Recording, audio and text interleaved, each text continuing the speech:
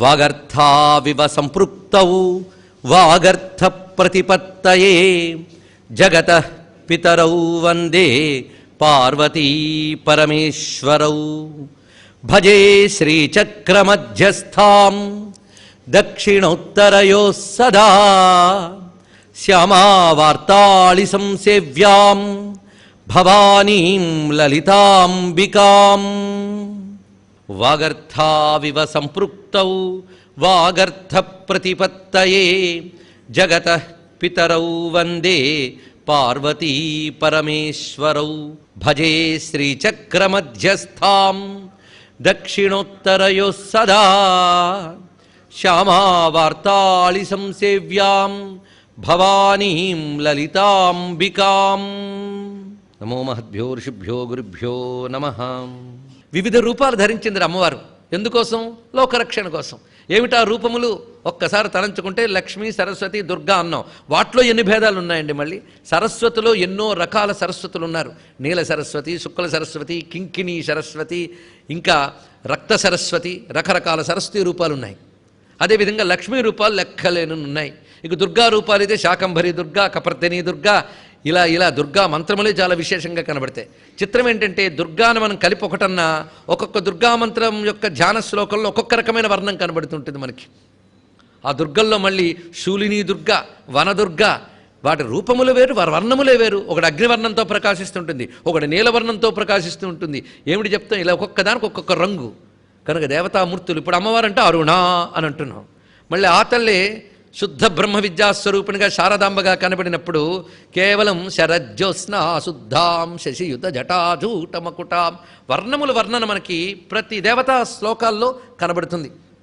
ఏ దేవతని ధ్యానించిన వర్ణం ప్రధానంగా చెప్తారు. అందుకే దేవతా ధ్యానంలో రంగు, వాళ్ళ యొక్క చేతులు, వాళ్ళ యొక్క పాదములు, ఆ చేతుల్లో ధరించిన ఆయుధములు, వస్తువులు, వీటన్నిటికీ ఒక్కొక్క దానికి ఒక్కొక్క ప్రయోజనం ఉంది. అది ఎవరు ధ్యానిస్తారో వారికి అది లభిస్తున్నది. అందుకు రూపధ్యానం అనేది చాలా ఒక అద్భుతమైన ప్రక్రియ. అది యోగంగా చాలామంది గుర్తించట్లేదు ఇప్పుడు, కానీ ఒకప్పుడు సిద్ధింపజేసుకున్నారు. అందుకే మంత్రజపానికి ముందు కూడా రూపధ్యానం ఉంటుంది. అది ఏదో యాంత్రికంగా చదవరాదు. ఆ రూపాన్ని ధ్యానం చేసుకుని కానీ మంత్రం చేస్తే ఫలిస్తుంది. అలాగే పూజ చేసేటప్పుడు కూడా మొట్టమొదటి చేసేది ధ్యానమే, అంతే కదా. ఆచమనం మొదలైనవన్నీ చేసి మనల్ని మనం శుద్ధుల్ని చేసుకున్నాక ఆవాహనకు పూర్వం చేసేది ధ్యానమే, తర్వాత కూడా ఆవాహన. కానీ ఏ మంత్రాది దేవతను పూజించబోతున్నావో ఆ స్వరూపం నీకు తెలియకపోతే ఏం ఆరాధిస్తావు? అందుకే మంత్రం చేసినప్పుడు అవిదితార్షేయ పౌరుషములు అని చెప్తారు. ఆ మంత్రానికి ఋషి ఎవరు, దేవత ఎవరు, దేవతా స్వరూపమేంటో తెలియకుండా కానీ జపం చేస్తే అది ఫలించదు అని శాస్త్రం చెప్తున్నది. అందుకే మన వాళ్ళు మంత్రం ఇచ్చేటప్పుడు ధ్యాన శ్లోకాన్ని కూడా వివరించి చూపిస్తారు. అది మంత్ర చైతన్యం ఆ రూపం ధరిస్తుంది అని చెప్పడం దాని యొక్క భావం.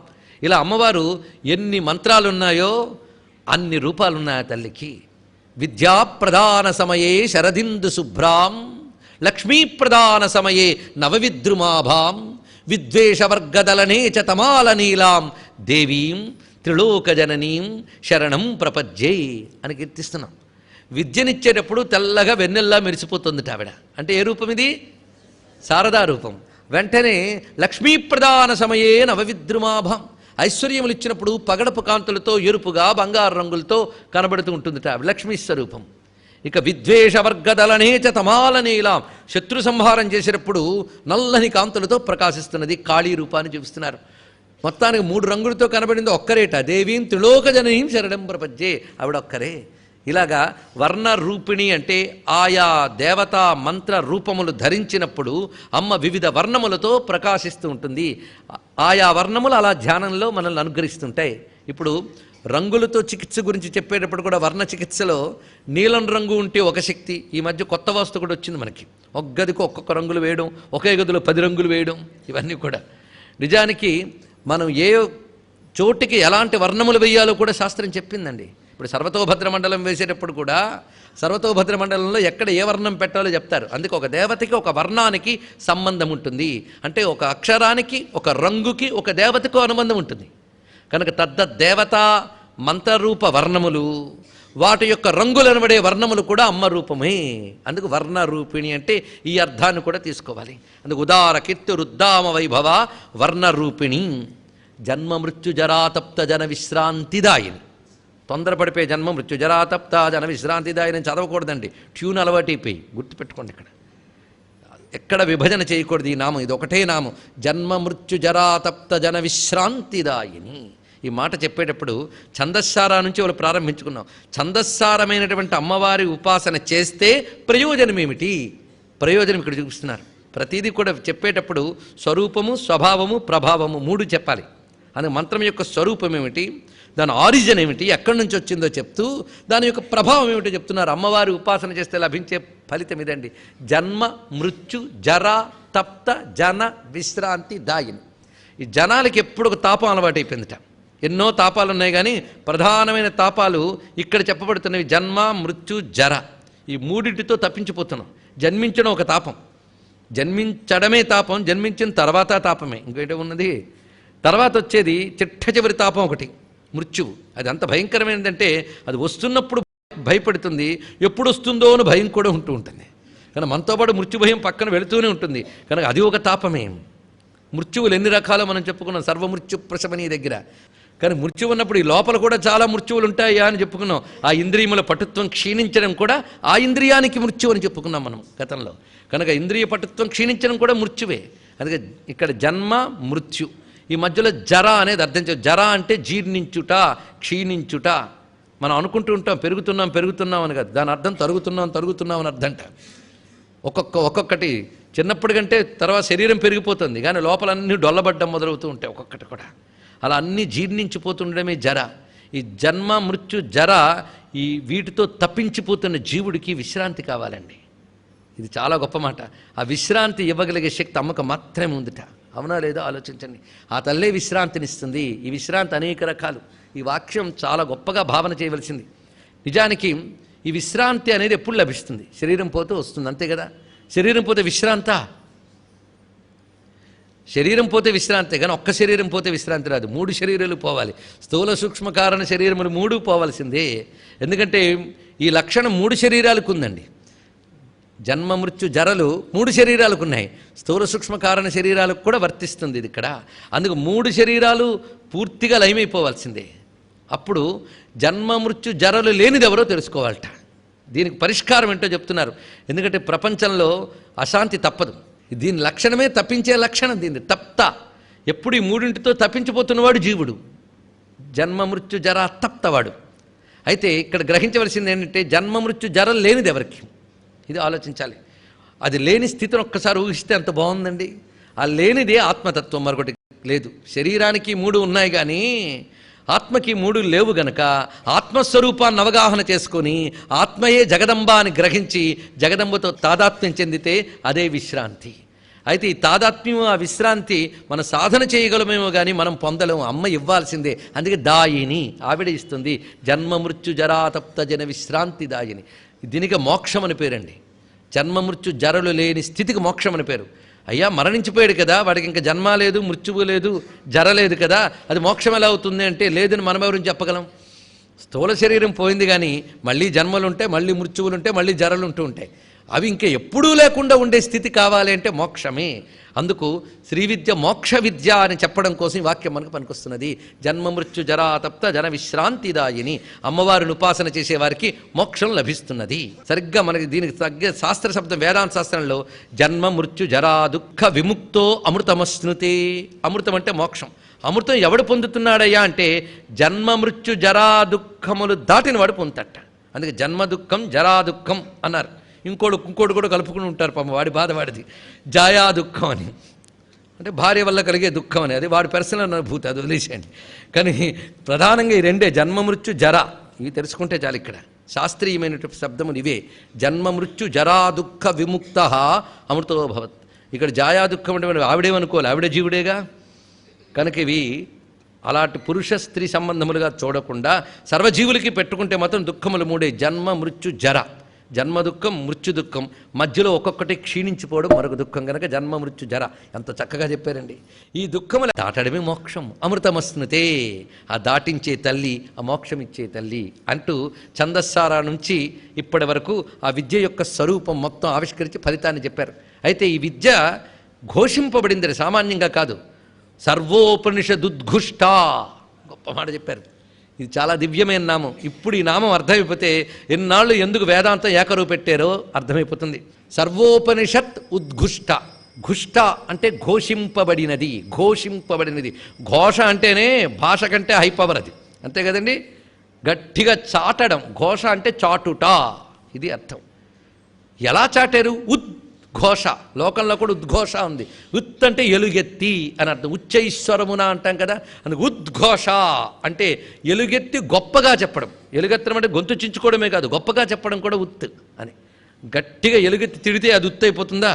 ఉత్తుత్తే అవుతుంది తప్ప. ఉత్ అంటే గొప్పదని కూడా అర్థం. అందుకే ఎలుగెత్తి గొప్పగా చాటేయట. ఘోషించుట అంటే చాటుట. ఈ చాటడం ఎప్పుడు వస్తుందో తెలుసా? ఇది తప్ప మరొకటి సత్యము లేదు, ఇదే సత్యము అని నొక్కి వక్కానించడాన్ని చాటడము అంటారు. అన్నమయ్య అంటాడు, చాటెదనిదివో సత్యము సుండో చేటులో ఏదితని సేవింపగను అంటాడు అన్నమయ్య. చాటెదనిదివో సత్యము సుండో అని అనేక చెట్ల ఒగి బ్రహ్మమిది అని సాహసమున శృతి చాటెడెని అంటాడు. ఇక్కడ చాటెడెని అని సరిగ్గా మీకు ఇలాంటి మాట సుఘోష సువ్రత సుముఖ వస్తుంది మనకి. సువ్రత సుముఖ, అక్కడ సుఘోష అని అనగా చాటుట అనే మాటను ఒక్కసారి చెప్తే సర్వోపనిషత్ ఉద్ఘుష్ట, అన్ని ఉపనిషత్తులు కలిపి చాటేట. అంతేగాని ఒక ఉపనిషత్తు నువ్వు ఇది చాటించు నేను ఇది చాటించు అని కాకుండా అన్ని ఉపనిషత్తులు గొంతు ఒక్కటే, అవి చెప్పిన సత్యం ఒక్కటే. అది తెలుసుకోవాల్సింది. అందుకే సర్వోపనిషత్తులకి ఏకహృదయమే. 10 ఉపనిషత్తులు ఒకటి చెప్తాడు, 108 ఉపనిషత్తులు మరొకటి చెప్తాడు, 1008 ఉపనిషత్తులు మరొకటి చెప్తాడు. ఎన్ని ఉపనిషత్తులు చెప్పినా అన్నీ ఎలుగెత్తి చెప్పే సత్యం మాత్రం ఒకటేనండి. ఆ సత్యం ఏది? అమ్మ. ఇది వివరిస్తున్నారు ఇక్కడ. అది గ్రహించవలసిన గొప్ప విషయం. అంటే శ్రీ విద్య అనగా ఏది? అన్ని ఉపనిషత్తులు కలిసి ఏకరువు పెట్టినటువంటి పరమసత్యమే శ్రీ విద్య. కనుక అమ్మవారు అనగా ఉపనిషత్ ప్రతిపాద్యమైన తత్వము. ఇంతవరకు నువ్వు శ్రీచక్రంలో పూజించిన తత్వమే ఉపనిషత్తుల్లో చెప్పబడింది. అంత చక్కగా చెప్పాడు. ఇది సరిగ్గా వేదైశ్చ సర్వైరహమేవ వేద్య వేదాంతకృత్ వేద విదేవచాహం మన గీతలో చెప్పినట్లుగా వేదైశ్చ సర్వై అహమేవ వేద్య అనే మాట ఛందస్సారా శాస్త్రసారా మంత్రసారా దగ్గర చెప్పబడింది. చిట్ట చివరికి వేదాంత కృత్వేద విదేవచాహం, ఇక్కడ సర్వోపనిషద్గుష్ట అని చెప్పబడుతున్నది.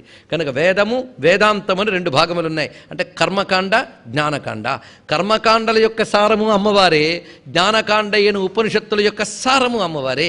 కనుక ఉపనిషత్తులన్నీ ఎలుగెత్తి చాటి చెప్తున్నటువంటి సత్యమే తల్లి. అయితే ఇందుకు ఉపనిషత్తు అంటే అర్థం ఏంటి? అది కూడా చెప్పుకోవాలి కదా. మరి ఆ శబ్దానికి కూడా అర్థం చెప్పాలి. అన్ని ఉపనిషత్తులు చాటేయి అంటే ఉపనిషత్ శబ్దానికి అర్థం చెప్తున్నాడు. ఉపనీయేమమాత్మానం బ్రహ్మోపాస్తి ద్వయం సతః నిహంత్యవిద్యాం తజ్జాంచ తస్మాదుపనిషన్మత. ఉపనిషత్ శబ్దానికి అర్థం చూడండి. ఉపనీయేమమాత్మానం, ఉపశబ్దానికి దగ్గరికి చేర్చుట అని అర్థంట.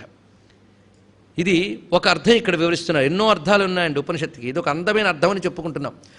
నిన్ను బ్రహ్మతత్వానికి దగ్గరగా చేర్చుతుందట. ఎందుకంటే ఇంతకాలం మన మనస్సు నాన్న చెత్తనే ఆలోచిస్తూ ఉన్నది. ఆ చెత్తను తొలగించి బ్రహ్మము గురించి దగ్గరికి తీసుకెళ్తుంది మనస్సుని. అందుకు ఉపనిషత్తుల దగ్గర కూర్చుంటే మనకు ఎంత కాదన్నా బ్రహ్మం వైపు దగ్గరికి వెళ్తూ ఉంటాం.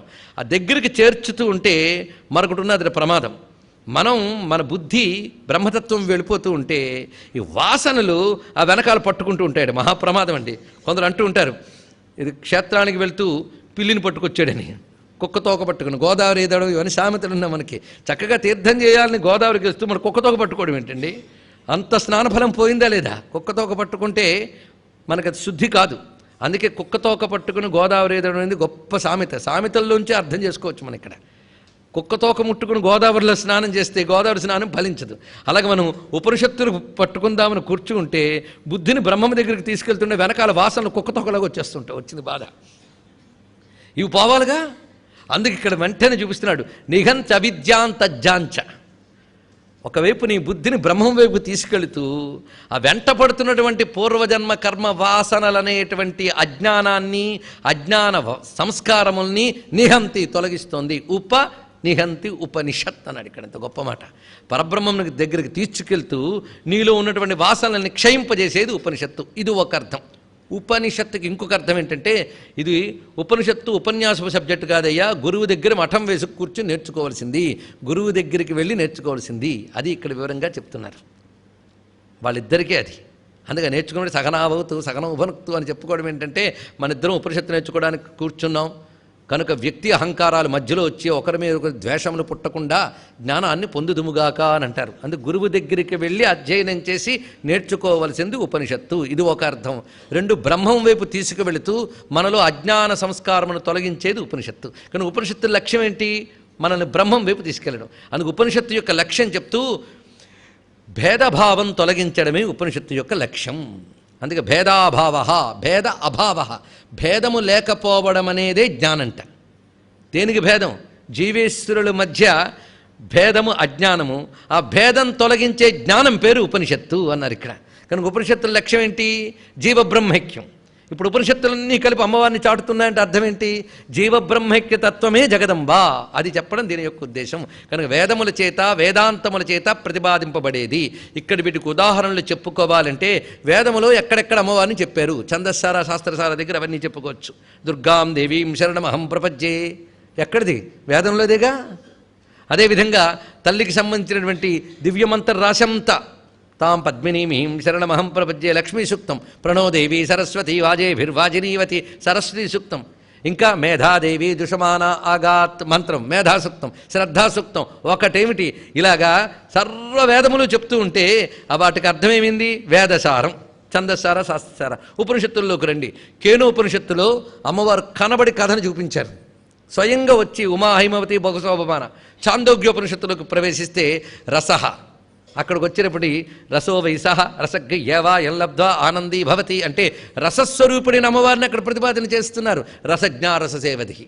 ఇలా వెతుకుతూ ఉంటే మొట్టమొదటి శ్రీమాత శ్రీ మహారాజ్ని శ్రీమత్ సింహాసనేశ్వరి అంటే తైత్రీయం చెప్పిన యతోవా ఇమాని భూతాని జాయంతే ఏన జాతాని జీవంతి. ఇప్పుడు చూస్తుంటే ఎన్ని ఉపనిషత్తులు టంకించుకున్నాం. ఇంకా వెళితే త్రిపురోపనిషత్తు, భావనోపనిషత్తు, బహురుచోపనిషత్తు, అరుణోపనిషత్తు, ఎన్నెన్ని ఉపనిషత్తులు ఉన్నాయో అమ్మవారికి ఇక్కడ. ఈ ఉపనిషత్తులన్నీ కలిపి చాటిస్తున్నటువంటి విషయం ఏంటి? అమ్మవారే. అందుకే సర్వోపనిషదుద్ఘుష్ట, దీనికి ప్రమాణములు కూడా మనం గ్రహించి చెప్పుకున్నాం. అందుకు అమ్మవారి విద్య పట్టుకుంటే మరో ఉపనిషత్తు ఏదో చదువుకోలేదని అసంతృప్తి పడనవసరం లేదు. ఆ విద్యను సరిగ్గా అవగాహన చేసుకుంటూ ఆరాధన చేసుకుంటే అదే సరిపోతూ ఉంటుంది. అందుకు సర్వోపనిషదుద్ఘుష్ట. ఆ లభించే తత్వం ఎలాంటిది? శాంత్యతీత కళాత్మిక. ఇది తర్వాత మాట. ఇక్కడికి సర్వోపనిషదుద్ఘుష్ట, శాంత్యతీత కళాత్మిక రెండిటికున్న అనుబంధం మళ్ళీ జాగ్రత్తగా చూసుకుందాం. ఇది ఉపనిషత్తులు అమ్మవారిని ప్రతిపాదన చేస్తున్నాయని ఉపనిషత్తే చెప్పిందిట. సర్వే వేదాయత్పదమామనంతి తపాంసి సర్వాణి చ యద్వదంతి యదిచ్ఛంతో బ్రహ్మచర్యంచరంతి తత్తే పదం సంగ్రహేణ బ్రవీమి ఓం. ఇప్పుడు వర్ణరూపిణి నుంచి మళ్ళీ అర్థం. వర్ణరూపిణి అంటే అక్షర రూపిణి అని అర్థం కదా. ఏది అక్షరం? ఓమిత్యేకాక్షరం బ్రహ్మ. కనుక ఆవిడ ఓంకార రూపిణి. ఈ ఓంకారమే పరబ్రహ్మమని ఉపనిషత్తులు ఘోషించాయి. ఇప్పుడు మనం చెప్పిన పదం కఠోపనిషత్తులోని మంత్రాన్ని పట్టుకుని చూపిస్తున్నాం. కనుక కఠోపనిషత్తు చెప్పిన ప్రకారంగా ఓంకారమే ఉపనిషత్తులు ఘోషించాయి. ఓంకారం యొక్క పరమార్థం అమ్మవారు. ఆ ఉపనిషత్తులు ఇచ్చిన బ్రహ్మతత్వం ఎలా ఉంటుందయ్య అంటే వివరిస్తున్నారు. శాంత్యతీత కళాత్మిక. ఆ తత్వము శాంత్యతీత కళాత్మిక. శాంత్యతీతం అంటే శాంతికి అతీతమా? ఇదేం మాట అండి? ఆవిడే శాంతము కదా. అయితే ఇక్కడ తంత్రశాస్త్రంలోకి తత్వశాస్త్రానికి కించిత్ భేదాలు కనబడతాయి. తత్వశాస్త్రంలో మనకి స్థూల సూక్ష్మ కారణ శరీరములు చెప్పేటప్పుడు జాగ్రత్త స్వప్న సుషుప్తులు చెప్తూ 4వ వస్తువుని తురీయం అని అంటారట. కానీ తంత్రశాస్త్రంలో తురీయాతీత అని ఒక మాట ఉన్నది. తురీయాన్ని వేదాంతం శాంతం ఉంది, తురీయాతీతాన్ని తంత్రశాస్త్రం శాంతాతీత అంది. అది శాంత్యతీత అంటే ఇది అర్థం. తురీయాతీత స్థితి. ఇది కొంచెం అసలే తురీయమే అర్థం కాకపోతే మళ్ళీ దాని తురీయ అతీతం అంటే మరింత కన్ఫ్యూజన్ ఏమిటండి అంటే ఆ మాట ఇచ్చిన వాడికి బాగా అర్థమైంది. అది వచ్చిన బాధ. అందుకు తురీయాతీతకి తురియకి చిన్న భేదం ఉందిట. అదేమిటంటే తత్వచింతనలో ఒక స్థితికి వచ్చేటప్పటికల్లా ఇది కేవలం అర్థం చేసుకోవడం కోసం భేదం చెప్పారు కానీ నిజానికి ఉన్నది ఒకటే తురీయం, ఒకటే శాంతం. తంత్రశాస్త్రం మనకు అర్థం చేసుకోవడం గురించి చెప్పింది. ఏమిటంటే అమ్మయ్య నేను ఇంక అజ్ఞానం నుంచి విడుదల పొందేనండి అన్నాడు అంటే నిజంగా విడుదల పొందనట్టు లెక్కట. చూడండి ఇక్కడ అది మోక్ష సన్యాస యోగంలో అర్థమవుతుంది. టైటిలే మోక్ష సన్యాసం. 18వ అధ్యాయం పేరు భగవద్గీతలో. మోక్ష సన్యాసం ఏంటి?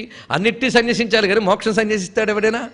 ఏం ఆలోచన అండి. అందుకే భారతీయ ఋషుల యొక్క సూక్ష్మమైన పదునైనటువంటి జ్ఞానానికి నమస్కారం చేసుకోవాలి. ఎంత షార్ప్గా ఆలోచించారు. అందుకే భారతీయ వేదాంత ఋషి అంత మేధావి ప్రపంచంలో ఇంతవరకు పుట్టలేదండి. అందుకే వేదాంత జ్ఞానినే మహాజ్ఞాని ఎందుకన్నారంటే మహానుభావుడు వివేకాన్ని చెప్పాడు, శంకరాది బ్రెయిన్ అన్నాడు. బ్రెయిన్ అంటే ఆయనదేట, ఎందుకంటే వేదాంతం సరిగ్గా అర్థమైంది మహానుభావుడికి, మిగిలినందరికీ కన్ఫ్యూజన్ అయ్యి. అందుకే ఆయన చెప్పిన జాగ్రత్తగా సాంఖ్యతీత తురీయాతీత అంటే ఏంటో తెలుసుకోవాలి. అమ్మయ్యా నేను ఇంకా మోక్షం పొందేనంటే రాలేదని అర్థంట. ఇది ఎలాంటిదంటే తాడుని చూసి పాము అనుకున్నట్ట. అయ్యా ఆఖరికి తెలిసిపోయింది ఇది పాము కాదు తాడే అని. అప్పుడు అన్నట్టు అమ్మయ్య పాము పోయిందని. వాడిని జ్ఞానం అంటారా అజ్ఞానం అంటారా? వాడికి తాడని తెలిసిపోయాక పాము పోయింది అన్నట్ట. పాము పోయింది, అసలు పాము లేనే లేదు కనుక పాము పోయిందేమిటి, అందుకే నేను మోక్షం పొందిపోయాను అనడం కూడా పాము పోయింది అనేలాంటిదే. నువ్వు అసలు నీ స్థితే మోక్ష స్థితి అయ్యా, నీ భ్రాంతి పోయిందంతే అన్నాడు ఇక్కడ. అది మోక్ష సన్యాసయోగం అంటే అర్థం చేసుకోవాల్సి అంత తేలిక కాదు ఇది. అందుకు ఇదివరకటికి సంసారపు స్పృహ ఉన్నా అది ప్రమాదమే. కొందరు చూడండి సన్యాసాశ్రమం స్వీకరించిన తర్వాత నా పూర్వాశ్రమంలో అలాగే చెప్తూ ఉంటారు. వాడు మనస్సు ఇంకా పూర్వాశ్రమంలోనే ఉంది. ఇది చాలా బాధాకరం. ఇంకేం లాభం అండి? అసలు ఆ వాసన కూడా మిగలకూడదు.